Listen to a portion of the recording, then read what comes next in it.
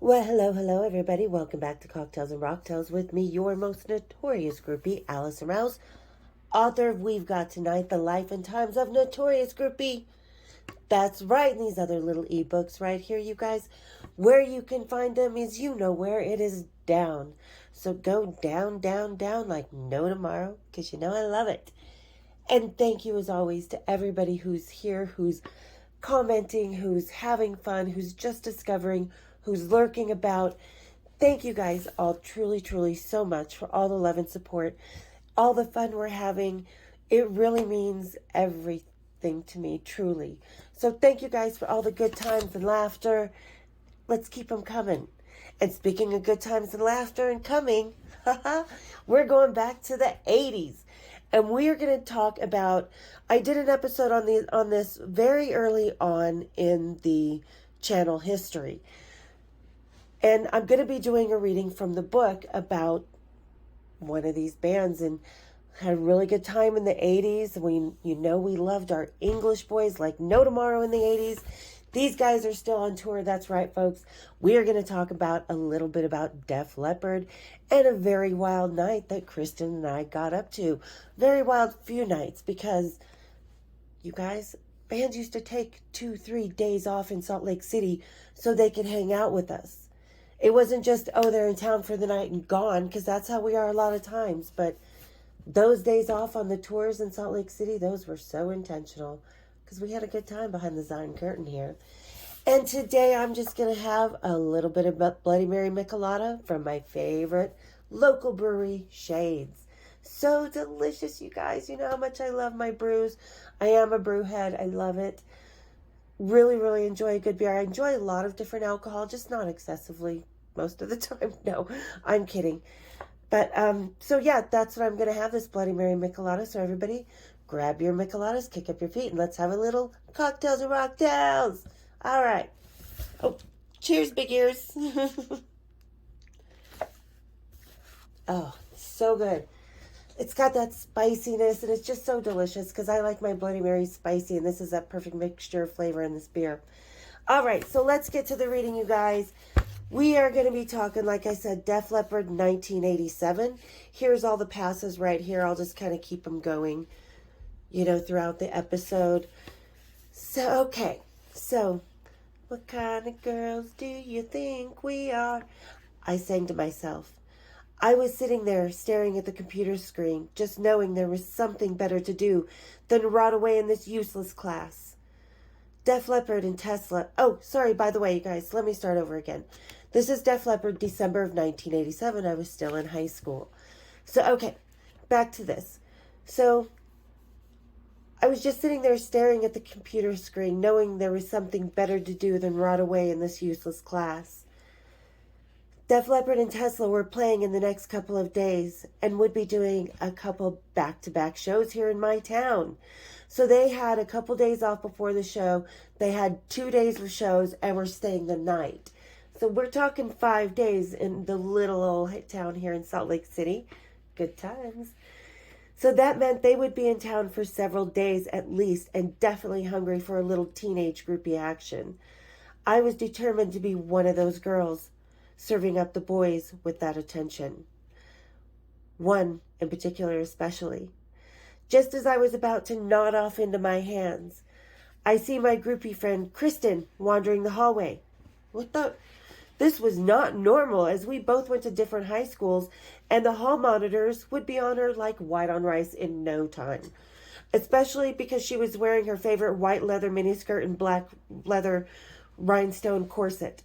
I assumed she was not wanting to just go hang at the mall. Kristen, I whispered loudly, laughing as I leaned my head out the door, because my computer desk was right by the door. They were just these little cubicles, is what we call them now. But yeah, so that was kind of, just sort of leaned my head over. I said, what the fuck are you doing here? Duh, she says. I have a feeling Def Leppard is going to be downtown when we get there. You should go get your stuff. She instructed sweetly in her matter-of-fact drawl. I was just thinking the same thing, I said to her. If both of us were getting that gut call from the mothership, then we should definitely head to the Marriott to see what and who we could muster up. Luckily, the teacher had sent me in the computer station right next to the open door. I could easily escape into her sinister invitation. I turned my head over my right shoulder to see where Mr. What's-His-Bucket was. Back turned and helping another student. Perfect. I quickly put my books into my bag and slid my leopard-printed pants right out the door. Silently squealing in a happy dance, Kristen and I ran out the side door and across the street to my house for a quick change before heading down to meet up with the band. Because where my high school was, and I'll do an episode on this one day, where I lived was right across the street from my high school. So sloughing school, as we call it here in Utah, was a very easy thing to do. Once at the Marriott lobby and happily sipping some odd fruit punch and Jack Daniels mix, we floated into the ladies' room for a quick touch-up and a plan of action. Kristen and I didn't make it far before running into our all-time favorite roadie, Richie Barron. Rest in peace, our brother. We had hung out with him on a few other occasions and tours before, and knew he was good for getting the party together, as well as rockers and groupies. He was happy and a seasoned player in the 1980s rock scene, and Kristen and I were lucky to have been able to get to know him so quickly because he was one of the catalysts that pushed us into the rock and roll spotlight. Because a lot of people don't realize roadies and stuff and rock stars, it was a very kind of intricate, as what Danny and I called it with Metallica, the band game. So the game was played, and roadies would introduce groupies to the rockers, and if the rockers liked them, cool. It was perfect all the way around. Bonuses were had.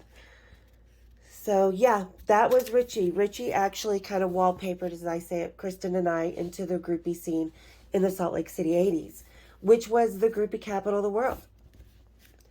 So all you could hear in that lobby were squeals of delight that rang out from Kristen and I's mouths. Thank God! You see, Richie being on the tour meant that we were secured anything we wanted and would have the time of our lives for the band's entire stay. And for Richie, having us two young and hot girls to deliver to the band on a silver platter would further his friendship and status with his bosses. It is a fair trade kind of deal that went on the road all the time. Roadies were used to fishing girls for the band, and in turn they get involved in some of the more exclusive antics and even share the band's drugs, not to mention be invited back out on the road, which was the main goal for all of us back then. Also, my friend Richie had a nice thing going. Kristen and Richie had a nice thing going, so there was that perk for him as well. So, and don't take that wrong, you guys, because like I said, it wasn't like anybody was being preyed on or anything like that back then. It was just like, we were all, like I said, playing the band game, and nobody was using each other either. There was none of that going on. It was just these friendships, and, sometimes, like I've talked about before in the past of the cliques that happen on the road, these are how cliques are formed. People getting together and coming over and saying hello, or the groupie and the rock star, or the roadie, or whoever, because, I've dated roadies and I've dated rock stars. It's both the same, we're all part of the family. Okay, so after going to Richie's room and doing a bit of drugs to get the day started, we did the inevitable. Went to the lobby bar where others were going to meet us, and some were already a step ahead of us. It was only about 3 p.m. by then. It was still early in the day. No one ever cared what time that we started the party.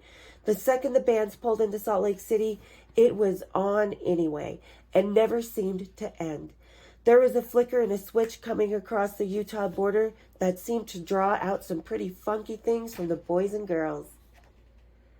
Even us teenage girls could keep up with their habits at a fine pace. By this time, in 1987, Kay and I were already seasoned at the game and well into drinking a few boys under the table. It was half our charm. Before getting into our seats, Kristen and I made the rounds of hellos and heys to the guys we knew from other tours. It was such a good idea to slough school today, I exclaimed to my friend as we settled between our gaggle of rock and roll boys. Ian, their tour manager, and Steve Clark, the guitar player, after inquiring what sloughed meant, skipping school, turned to us and cocked their heads to the side. High school or college? Ian began to ask. No, never mind. We don't need to fucking know. He put his arms around us and hugged us close. Ian was always the dad of the tour. I mean, of course, with being the tour manager, he had to be, but a different quality that comforted us when he was around. And the games began, albeit without my man of choice. Even so, the rock and roll was in full swing. Kristen and I charmed the men around us with our nubile laughter and short skirts and reveled in the attention. The gut instinct had paid off again. We had no idea that the band would be in this early, as back then, in a time before internet and cell phones, we had limited access to tour itineraries. So getting to the boys at any given time could be a crapshoot, and timing was everything. Timing seemed to be on the side of the Salt Lake City Welcoming Committee that day.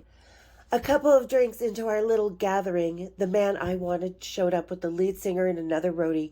Rick Savage walked into the bar and was making his rounds when his eyes settled onto me. He came closer and was talking to Ian while staring me up and down. Giving him a sideways glance with a dirty smile, I largely ignored him, knowing that the lack of interest would seduce him even more. As thought, he walked over to where Kristen and I were holding court. He put his hands on Richie's shoulder. Savvy asked right away, "Who are your friends?" His gaze still centered on the legs that slinked their way out of my very short skirt. Richie, being the yenta that he was expected to be, took my hand and slugged me right into Rick's body. "I believe this is the one you were asking about," he began. "This is Allison. Allison, this is Rick. Now go fall in lust and make dirty sex." Richie never beat around the bush. I loved that about him.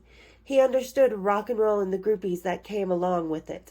"Hello, love," Savvy said in his sexy British accent. "Could I get you another drink?"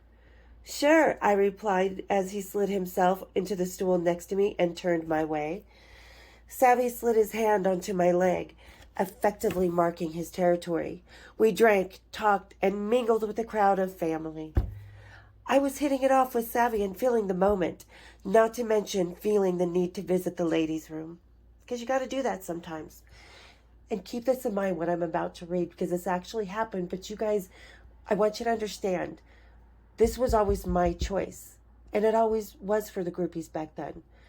We played the game, and as wild as we got, it's because I chose it that way. And I, for lack of a better word, manipulated things to go the way I wanted them to. And I was kind of greedy. If I wanted someone, I wanted it all. Go big or go home, right? So, okay. So, I had to go to the bathroom, right? I excused myself and headed out the doors with a promise to my now hooked bass player to make it quick. That was fully my intention when first going to the bathroom. However, intentions can sometimes fall to the floor, especially when there are a couple more hot rockers walking by. My rocker radar instantly zeroed in on the boys that had just zeroed in on me. Right across the lobby and in the way of me in the bathroom were delicious-looking Frank Hannon and dirty boy Tom Ischio, and the lead singer and pot smoker Jeff Keith of opening band Tesla. What can I do with this, I thought to myself. I strutted confidently over to the group of salivating and obviously groupie-liking men and looked straight at Tommy. "You're dirty hot, and I've wanted to fuck you since I first saw a picture of you," I said rather bluntly.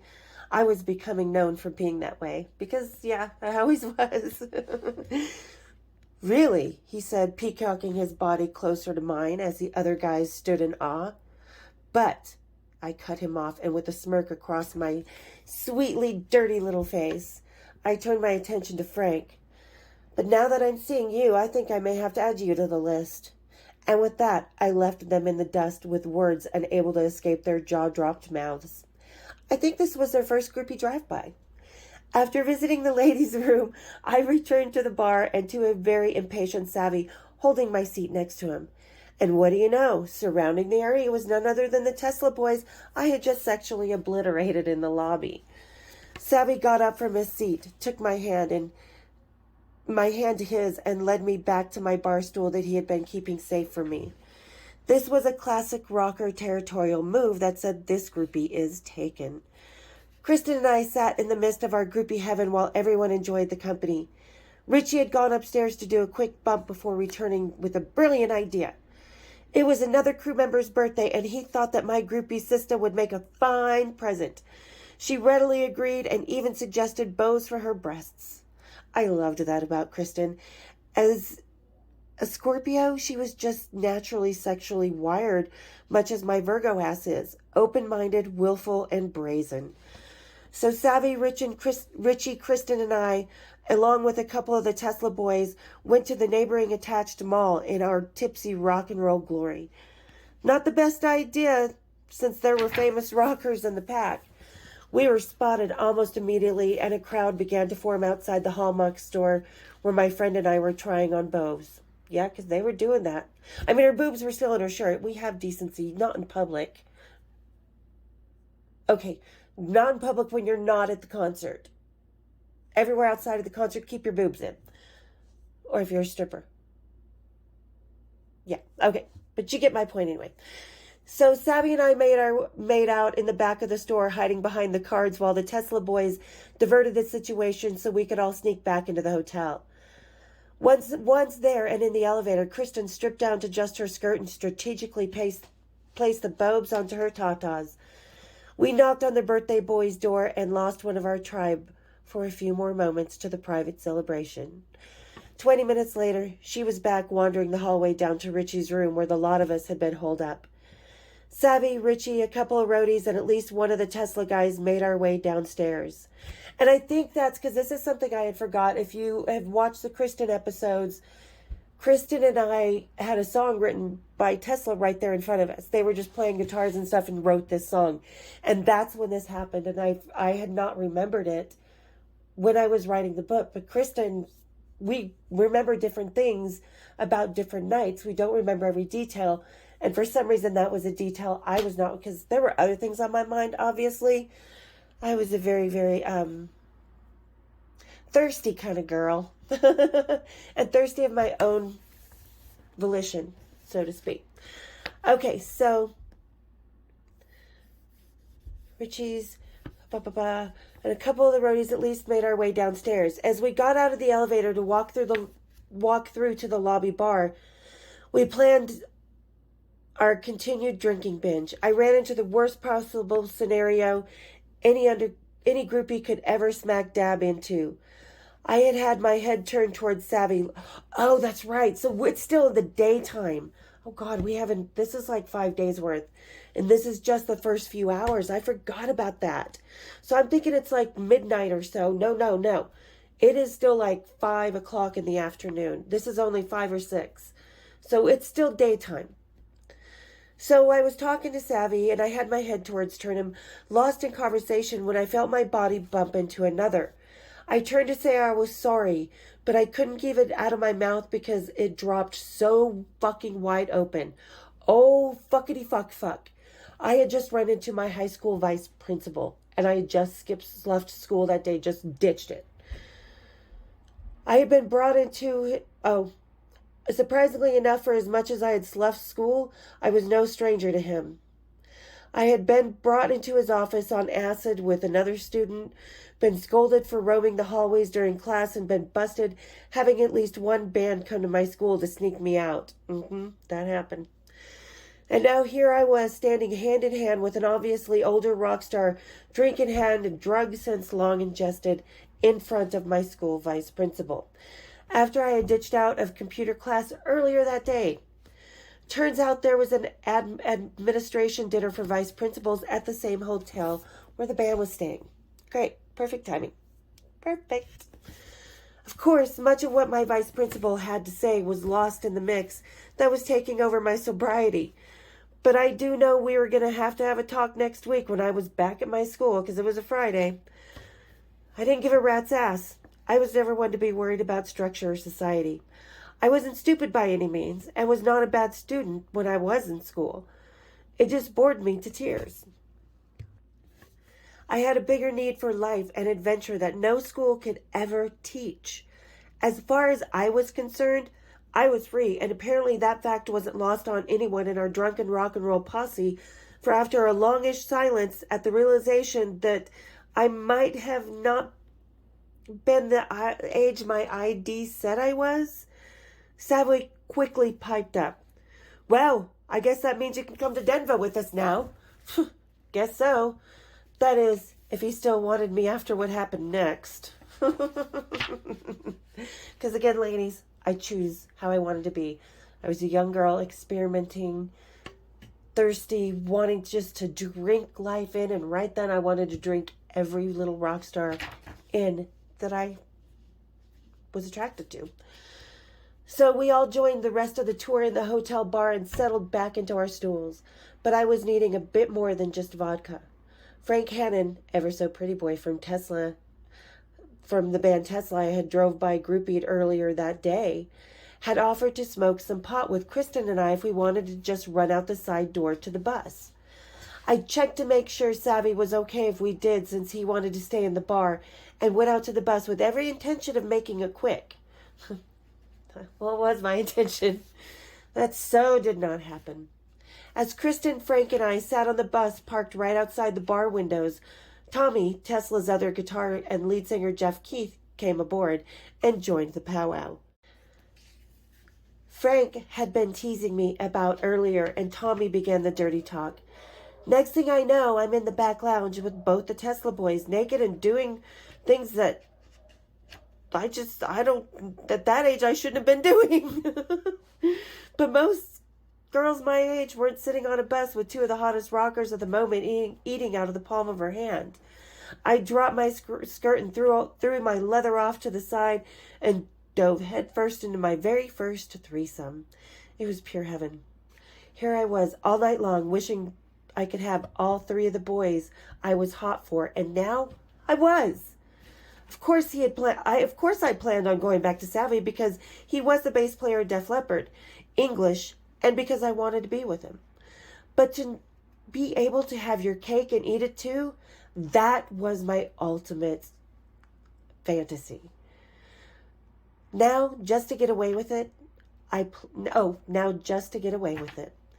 played the same game Eric Carr played with Gene. I told Frank and Tommy that I had seen Savvy before, so had to play innocent when we went back in. No problem, for at least the rest of the duration while the tour was in town. Because you know what they would blab afterwards, ladies. They always blab afterwards. I knew the beans would be spilled eventually, because as long as I was still able to play top groupie while they were in town, I was happy. Before I made it back into the hotel lobby bar, I would, of course, leave just a little bit more of myself on Tesla's bus. Now, keep in mind, Kristen and I had been drinking all day since early afternoon, on top of whatever else we had been doing. After my little liaison, I got a feeling a little lightheaded and clammy. I could feel my stomach churn, signaling that whatever I had done in the past couple hours had no intention of staying down there. I got up off the front lounge and ran into the tour bus toilet and broke the golden rule. The golden rule being that in a tour bus bathroom, there is never anything flushed that isn't number 1. No toilet paper, no number 2, no throw up, nothing but liquid. Great. And just as I put my face where a whole bus of men put their piss, lovely. But hey, I felt much better. I was just a little freaked out about my yuck mouth. But Frank, being the sweet man that he is, offered me his toothbrush so I could at least refresh my mouth.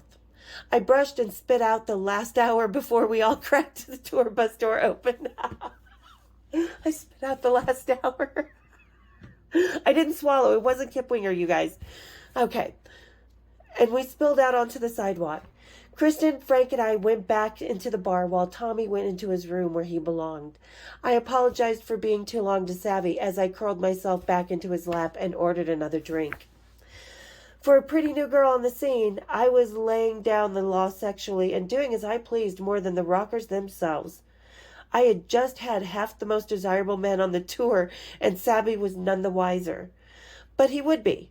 Rockers talk. Oh, they do talk. They have to. It secures their rock and roll sexual rights when they brag about wilder women of the tour. My little menage whatever would be writing on the backstage wall soon enough. But it would in no way deter my ascension into the rock and roll ranks. It would actually escalate it. A young Nuba little girl that could drink and fuck like the boys and was sweet as a peach on the tree. Nothing was a hotter commodity in the hedonism-drenched decade, and I had just thrown my towel into the ring. The band game was on. So again, I don't want anybody taking this wrong because, like I said, there was no grooming. Everything we did was asked beforehand. We consented to everything. Like I said, Kristen and I were just very adventurous, and not just with our sexuality, but with our hearts, our minds, our souls, our intrigue, our curiosity. But we were also feeling a part of our tribe, and it was very wild in the 80s. I mean, this is during the tour where Def Leppard would have girls under the stage. And this happened during these few nights. So, like I said, this was all our choice to do, because back then, no was no. Let me make that perfectly clear. No was no back then. And if you said no, it was, okay, cool, want another beer? Okay, cool. We were just going to sit there and enjoy the rest of the night, because even just talking to someone was just as exciting to have as, it was probably more exciting than any sexual aspect, because you don't get a chance to connect mentally with people very often on the road. So that's how it was back then. But I was young and hormones were raging, and I wanted to experience a lot of different things. I wanted to experiment. So yeah, I could fuck with the boys. And like I said, I threw my towel in the ring just like Kristen did. So I spent the rest of the night in bed in the bed in which I originally intended, Sav's. We went upstairs to his room where I talked him into some shower sex so he didn't have to, well, let's face it, have seconds. He jumped in with all the gusto of a man ready to eat his peach pie in the warm southern sun, his cock looking more happy to see me. After the shower, Sav and I went at it a couple more times before he nodded out for the night. He took me on the balcony and then dragged me on his torso to the bed. I was really beginning to like this free-spirited men that ran amok in the rock and roll world. They made sex fun compared to that high school boy everyone thought I should be seeing. These rockers took sex to another level and out of the bed, as to where the one high school guy that I had was good but rather missionary.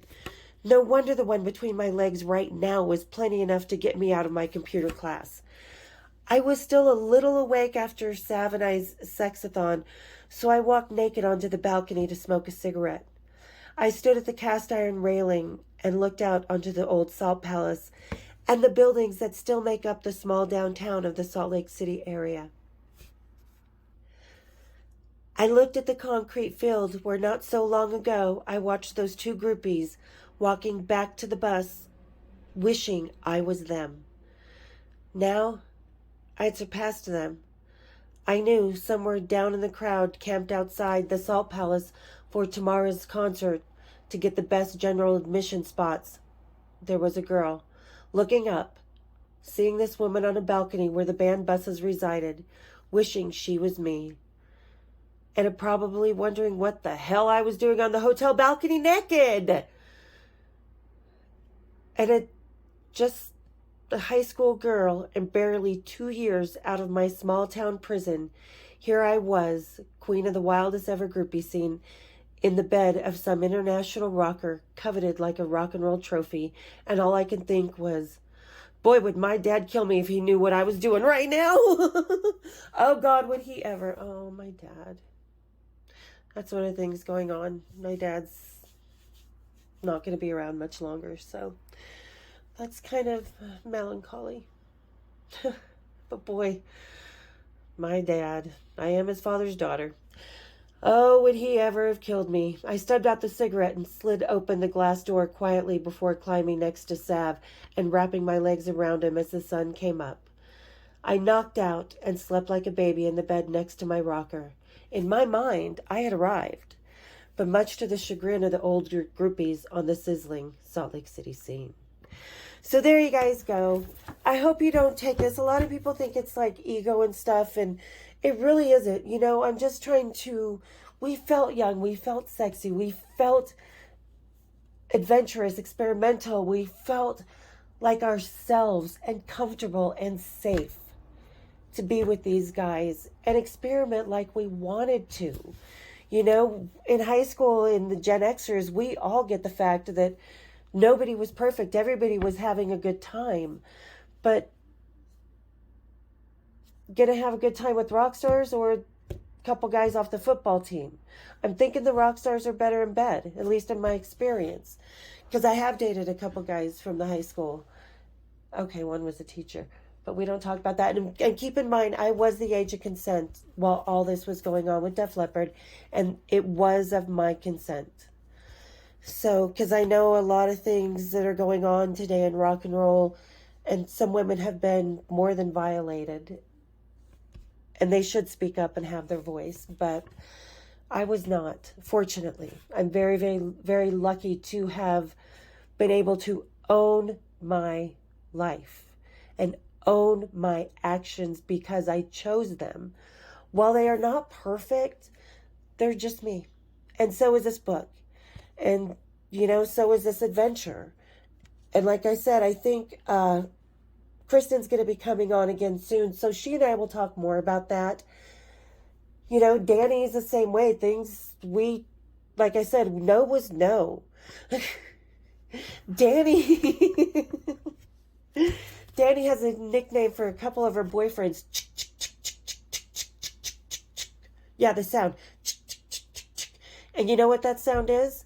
The sound of their suitcases going down the sidewalk when she kicks them the fuck out of her house when she got pissed at him. So that's what I mean by we owned the situation. We didn't take shit. We didn't put up with shit. But oh, did we start some shit. So, all right, guys. Hope you enjoyed today's reading. Sorry again for the blackout episode. Like I said, going through a lot of stuff. I think you just kind of figured out one of the things I'm going through, which is really heartbreaking. So thank you for everybody who has stayed through the whole episode and really listened to the story and really taking it to heart and listening beyond the words and beyond picturing, you know, in your head. And if you guys want to know what happened after that first night with Def Leppard, I'll put the links down to the underneath the stage, or buy the book, or go, if you read it for free on Amazon, read it from first page to last page, because otherwise I don't get paid, and it's, you know, that's my living. So yeah, if you want to know what happened, it's in the book, and it is down in the description. So go check it out. We had a great time. Was Under the Stage as wild as Def Leppard has said it was? I don't know. Go find out. All right, you guys.